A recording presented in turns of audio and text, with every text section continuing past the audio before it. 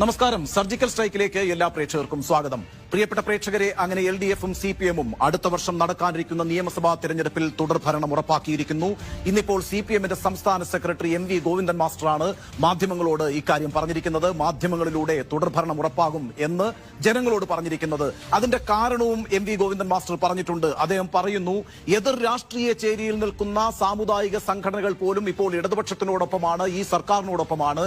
അതുകൊണ്ട് തന്നെ നടക്കാനിരിക്കുന്ന തെരഞ്ഞെടുപ്പിൽ തുടർഭരണം ഉറപ്പാണ് എന്നാണ് അദ്ദേഹം പറയുന്നത്. NSS LDF സർക്കാരിൽ വലിയ വിശ്വാസം പ്രഖ്യാപിച്ചിരിക്കുന്നു. അതുകൂടാതെ കോൺഗ്രസ് കള്ളക്കളിയാണ് നടത്തിക്കൊണ്ടിരിക്കുന്നത് എന്ന് NSSന്റെ ജനറൽ സെക്രട്ടറി ആയിട്ടുള്ള സുകുമാരൻ നായർ പറയുന്നു. അവർക്ക് BJPയിലും വിശ്വാസമില്ല, BJPയും പറഞ്ഞു പറ്റിക്കുന്ന പ്രസ്ഥാനമാണ് എന്നാണ് സുകുമാരൻ നായർ പറഞ്ഞിരിക്കുന്നത്. നമുക്കറിയാമല്ലോ, 1957 കേരളം രൂപീകരിക്കപ്പെട്ടതിന് ശേഷം ആദ്യമായി അധികാരത്തിൽ വന്നത് EMSന്റെ നേതൃത്വത്തിൽ കമ്മ്യൂണിസ്റ്റ് മന്ത്രിസഭയായിരുന്നു.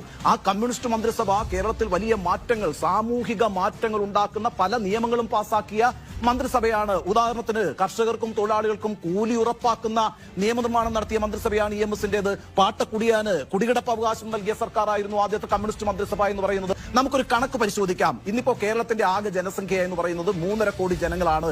ഈ 3.5 കോടി ജനങ്ങളിൽ ഏതാണ്ട് 40 ലക്ഷത്തോളം വരും നായർ സമുദായം എന്ന് പറയുന്നത്, നായന്മാരെന്ന് പറയുന്നത്. ഈ NSSന്റെ കീഴിൽ ഏതാണ്ട് 5400ഓളം കരയോഗങ്ങളുണ്ട്, 60 താലൂക്ക് യൂണിയനുകളുണ്ട്. നിശ്ചയമായും നായർ സമുദായത്തിൽ വലിയ സ്വാധീനമുള്ള ഒരു സംഘടന തന്നെയാണ് NSS എന്ന കാര്യത്തിൽ ഒരു സംശയവും വേണ്ട.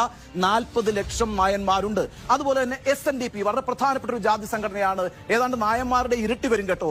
കേരളത്തിലെ ജനസംഖ്യയിൽ ഈഴവരെന്ന് പറയുന്നത് അവരേതാണ്ട് 80 ലക്ഷം പേരുണ്ട്. NSSന്റെ പിന്തുണ വരുന്നു, അതുപോലെ തന്നെ SNDPയുടെ പിന്തുണ വരുന്നു. SNDP പിന്നെ വളരെ പരസ്യമായി തന്നെയാണ് പിന്തുണ പ്രഖ്യാപിച്ചിരിക്കുന്നത്.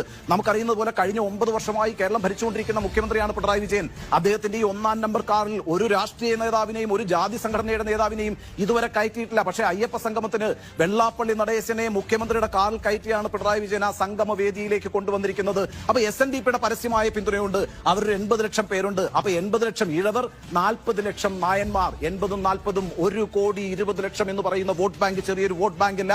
ആ 2 വോട്ട് ബാങ്കുകൾ ഇപ്പോൾ തങ്ങളോടൊപ്പമാണ് എന്നാണ് LDF അവകാശപ്പെടുന്നത്. ഇത് കൂടാതെ മാണി കോൺഗ്രസ് ഇപ്പോൾ LDFലാണ്. ഏതാണ്ട് കേരളത്തിൽ 50 ലക്ഷത്തോളം വരുന്ന ക്രിസ്ത്യാനികളുണ്ട്.